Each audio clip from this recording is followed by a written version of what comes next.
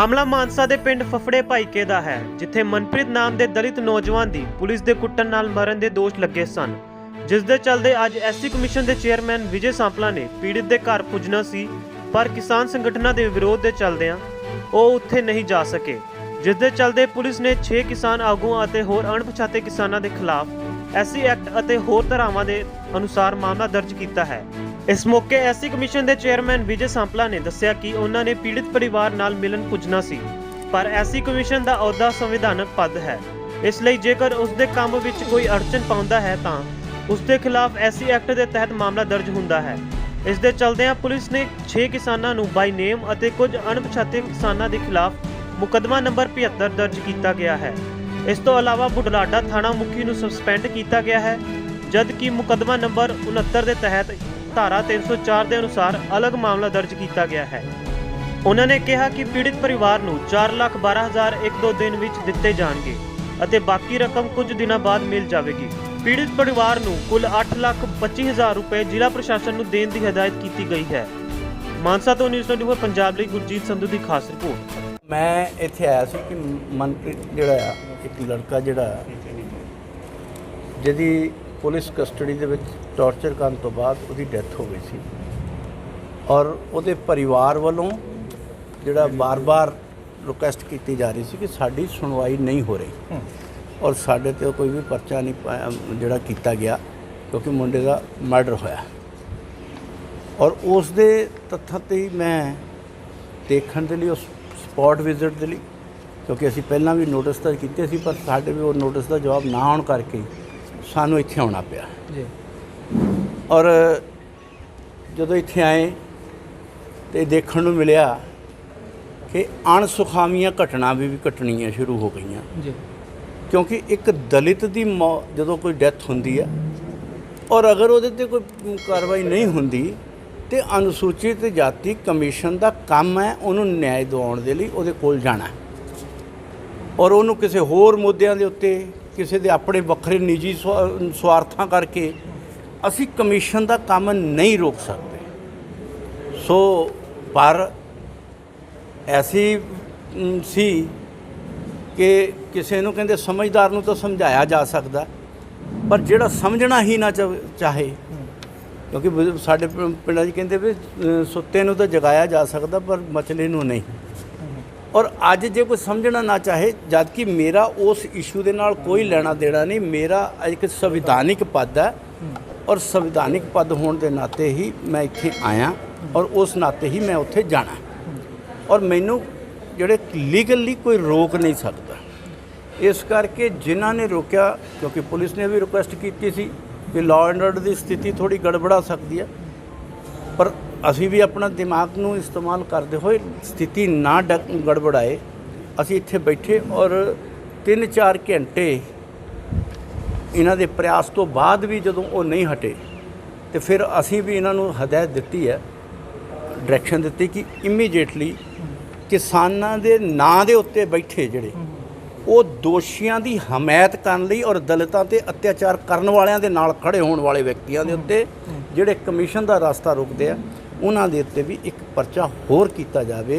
और जिहड़े मैं तुहानूं दस दियां कि असीं तां ही इत्थे उदों ते बैठे सी कि जां तां असीं जावांगे जां असीं उहदे ते FIR करांगे। हुण FIR हो गई उन्हां दे खिलाफ? उन्हां दे उत्ते FIR हुण हो गई है, FIR नंबर 75 है ना, तो बाद बाद दस देणगे तुहानूं कि मैनूं जो दसदा गया कि FIR जिहड़ी आ वो ਭਿੱਖੀ थाणे दे विच PS ਭਿੱਖੀ थाणा FIR नंबर 75 उन्हां ते दर्ज कर दित्ती गई, क्योंकि SC कमीशन का रास्ता रोकना और SC दे घर जाण तो रोकना और उहदे रोकण दा भी एक जिहड़ा SC एक्ट उहदे ते लगदा और ये बिना वजह दे उत्ते किसी होर अपने स्वार्थ दे लई और रोके गए रास्ते दे लई ताकि ये पिरत जिहड़ी पूरे पंजाब 'च ना पवे, इस करके उहदे ते परचा जिहड़ा उन्हां ते भी बच्चे दी मौत हुई उस मामले दा। मैं उहदे ते तुसीं सवाल ही जिहड़ा कीता मैं उहदा जवाब दे रहा, मैं उहदे ते लास्ट 'च आना सी, इस सवाल ते मैं लास्ट 'च आना सी, तुसीं सवाल ही पहलां वो कीता है।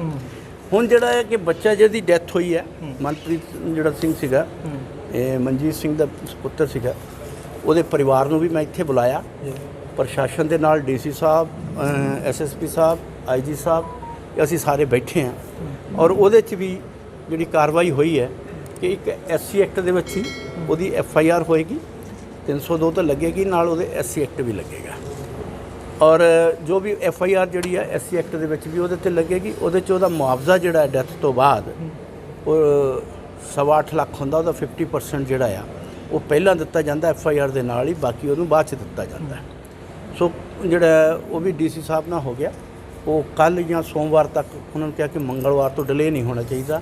ਇਹ ਜਿਹੜਾ ਆ ਉਹ 4,12,500 ਰੁਪਇਆ ਉਹਨਾਂ ਨੂੰ ਉਹ ਮੁਆਵਜ਼ਾ ਦੇ ਦਿੱਤਾ ਜਾਏਗਾ। ਡੀਸੀ ਬਣਿਓ?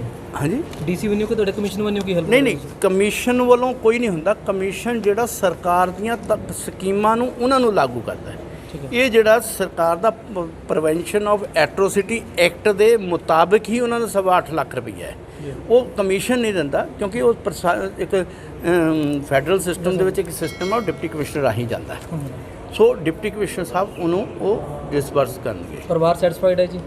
ਮੈਂ ਹਲੇ ਗੱਲ ਖਤਮ ਨਹੀਂ ਕੀਤੀ, ਫਿਰ ਤੁਸੀਂ ਕਹਿਣਾ ਕਿ ਹੋਰ ਨਹੀਂ ਕੀਤਾ, ਫਿਰ ਤੁਸੀਂ ਵਿੱਚ ਸਵਾਲ ਹੋਰ ਪਹਿਲਾਂ ਮੈਨੂੰ ਖਤਮ ਕਰਨ ਦਿਓ, ਫਿਰ ਉਸ ਤੋਂ ਬਾਅਦ ਸਵਾਲ ਕਰ। ਉਹਦੇ ਨਾਲ ਇੱਕ ਜਿਹੜਾ ਛੋਟਾ ਭਰਾ ਆ ਉਹਦੀ ਉਮਰ 17 ਸਾਲ ਹੈ। ਇਸੇ ਦੇ ਵਿੱਚ ਹੀ ਹੁੰਦਾ ਕਿ ਜਦੋਂ ਕੋਈ ਪਰਿਵਾਰ ਦੇ ਵਿੱਚ ਉਹਦਾ ਕੋਈ ਕਿਉਂਕਿ ਜਾਂਦਾ ਆ 18 ਸਾਲ ਬੱਚਾ ਜਾਂਦਾ ਹੈ, ਤਾਂ ਉਹਦੇ ਤੋਂ ਬਾਅਦ ਜਿਹੜਾ ਕੋਈ ਪਰਿਵਾਰ 'ਚ 18 ਸਾਲ ਤੋਂ ਘੱਟ ਹੋਵੇ ਔਰ ਉਹਨੂੰ ਗ੍ਰੈਜੂਏਸ਼ਨ ਤੱਕ ਦੀ ਜਿਹੜੀ ਪ੍ਰਾਵਧਾਨ ਵੀ ਆ ਉਹ ਇਹਦੇ 'ਚ ਦਿੱਤਾ ਜਾਂਦਾ, ਜਿਹਦੇ ਲਈ DC ਸਾਹਿਬ ਨੂੰ ਵੀ ਔਰ SSP ਸਾਹਿਬ ਨੂੰ ਵੀ ਕਹਿ ਦਿੱਤਾ ਗਿਆ ਕਿ ਇਹਦੇ ਪ੍ਰਾਵਧਾਨ ਕਰਨਾ। ਔਰ 18 ਸਾਲ ਬਾਅਦ ਹੋਣ ਤੋਂ ਬਾਅਦ ਅਗਰ ਉਹ ਕੋਈ ਕਹੇ ਕਿ ਮੈਂ ਪੜ੍ਹਨਾ ਨਹੀਂ ਹੈ ਤੇ ਨੌਕਰੀ ਕਰਨਾ, ਤਾਂ ਉਹਦੇ ਨੌਕਰੀ ਦਾ ਪ੍ਰਾਵਧਾਨ ਵੀ ਹੈ।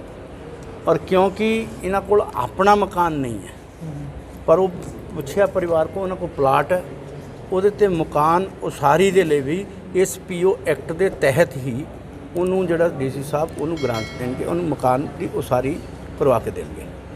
ਔਰ ਨਾਲ ਜਿਹੜਾ ਅਗਲਾ ਕਿ ਇਸ ਦੇ ਵਿੱਚ ਜਿਹੜੀ ਪੈਨਸ਼ਨ, ਜਿਹੜੀ ਮਾਤਾ ਦੀ ਪੈਨਸ਼ਨ ਵੀ ਹੁੰਦੀ ਹੈ, ਉਹ 5,000 ਰੁਪਏ ਤੱਕ ਪੈਨਸ਼ਨ ਦਾ ਪ੍ਰਾਵਧਾਨ ਇਸ PO ਐਕਟ ਦੇ ਤਹਿਤ ਹੀ ਹੈ।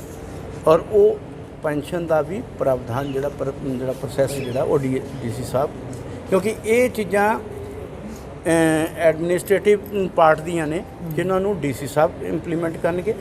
ਜਿਹੜੀ ਉਹਦੇ 'ਤੇ ਦੂਸਰੀ ਸੀ ਕ੍ਰਿਮੀਨਲ ਕਾਰਵਾਈ ਕਰਦੇ ਸੀ, ਉਹਦੇ 'ਤੇ ਕ੍ਰਾਈਮ ਦੇ ਉੱਤੇ ਜਿਹੜਾ SSP ਸਾਹਿਬ ਕਰਨਗੇ।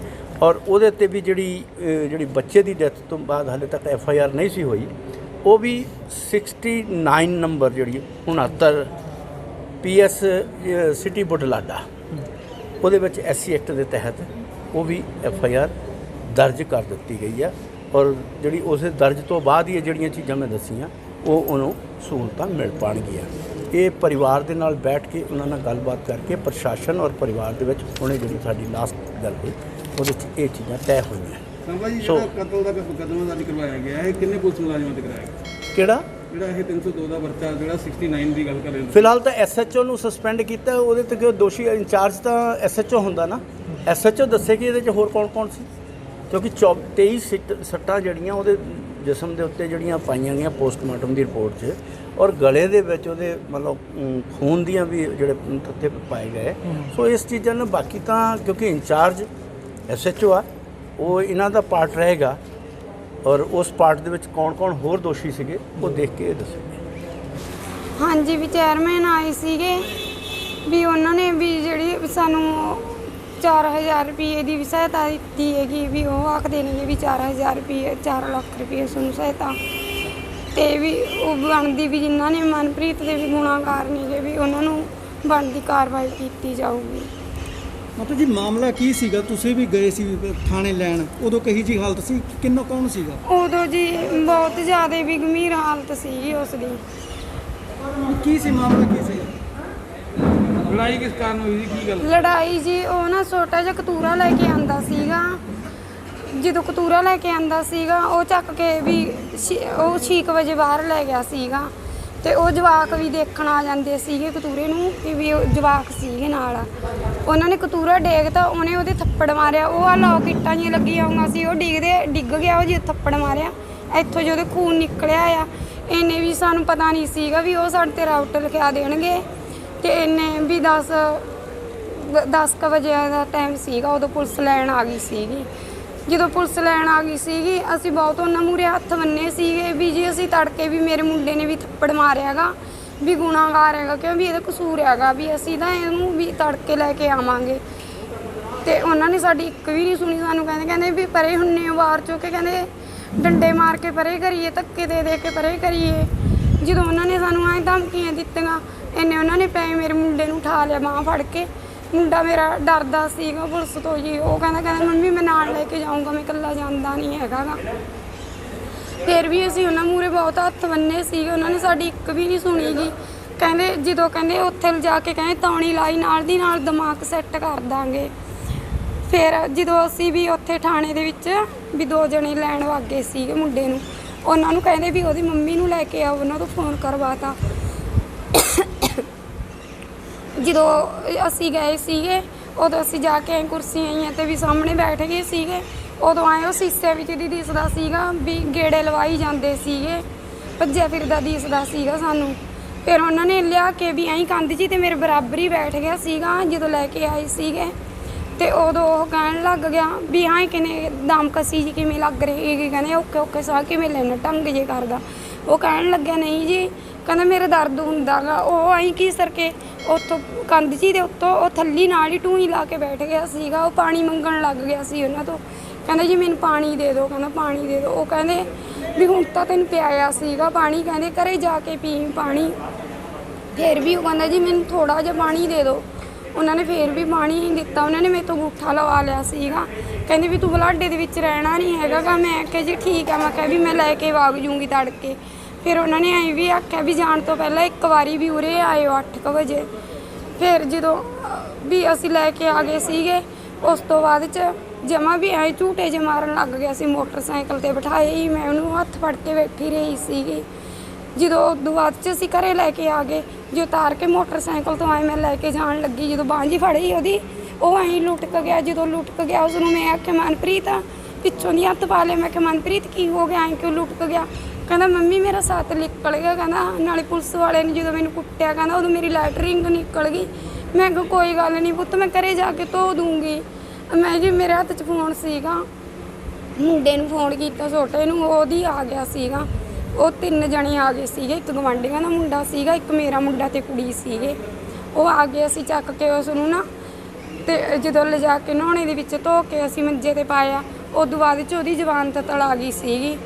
ਉਹ ਕਹਿੰਦਾ ਮੰਮੀ ਮੇਰੀਆਂ ਅੰਦਰਾਂ ਠਰੀ ਜਾਂਦੀਆਂ ਗਈਆਂ। ਮੈਂ ਉਹਦੇ ਮੂੰਹ ਕੋਲੇ ਕੰਨ ਲਾ ਕੇ ਉਹਦੀਆਂ ਆਵਾਜ਼ਾਂ ਦੀ ਸਮਝ ਲੈਂਦੀ ਸੀਗੀ। ਉਸ ਨੂੰ ਚੱਕ ਕੇ ਅਸੀਂ ਅੰਦਰ ਲੈ ਗਏ ਸੀਗੇ। ਜਦੋਂ ਅੰਦਰ ਲੈ ਗਏ ਸੀਗੇ ਉਦੋਂ ਨਾਲ ਤਾਂ ਉਹ ਲੱਤਾਂ ਬਾਹਾਂ ਮਾਰਨ ਲੱਗ ਗਿਆ ਸੀਗਾ, ਨਾਲੇ ਉਹ ਕਹਿਣ ਲੱਗ ਗਿਆ ਕਹਿੰਦਾ ਮੰਮੀ ਮੈਨੂੰ ਤੜਕੇ ਥਾਣੇ ਦੇ ਵਿੱਚ ਬੁਲਾਇਆ ਗਾ, ਲੈ ਕੇ ਨਾ ਜਾਈ।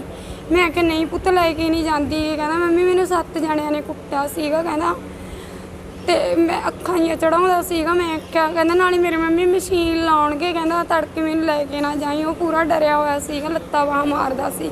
ਜਦੋਂ ਉਹਨੇ ਅੱਖਾਂ ਹੀ ਚੜਾਉਣ ਲੱਗਿਆ ਮੈਂ ਕਿਹਾ ਮਨਪ੍ਰੀਤ ਤੂੰ ਅੱਖਾਂ ਹੀ ਨਾ ਚੜਾ ਪੁੱਤ, ਮੈਨੂੰ ਡਰ ਲੱਗਦਾ ਗਾ। ਮੈਂ ਕਿਹਾ ਤੂੰ ਐਂ ਕਿਉਂ ਕਰ ਦਾਂਗਾ? ਕਹਿੰਦਾ ਮੰਮੀ ਮੇਰੀਆਂ ਅੱਖਾਂ ਦੇ ਵਿੱਚ ਪਤਾ ਨਹੀਂ ਕਹਿੰਦਾ ਕੀ ਪਾਊਡਰ ਜਿਹਾ ਪਾਇਆ ਗਾ। ਕਹਿੰਦਾ ਉਦੋਂ ਬਾਅਦ 'ਚ ਜੀ ਬਸ ਲੱਤਾਂ ਬਾਹਾਂ ਹੀ ਮਾਰਦਾ ਥੋੜ੍ਹੀ ਜਿਹੀ ਚਿਰ ਉਹਨੇ ਵੀ ਤੰਗਰੀੜ ਜੀ ਲੈਤੀ, ਕਿਉਂਕਿ ਉਹਦੇ ਦੇਖੋ ਜੀ ਮੈਂ ਇਹ ਗੱਲ ਤੇ ਉਹਨਾਂ ਦੋਸ਼ੀਆਂ ਨੂੰ ਜਿਹੜੀ ਸਜ਼ਾ ਸੀ ਉਹ ਮਿਲਣੀ ਚਾਹੀਦੀ ਹੈ ਜੀ।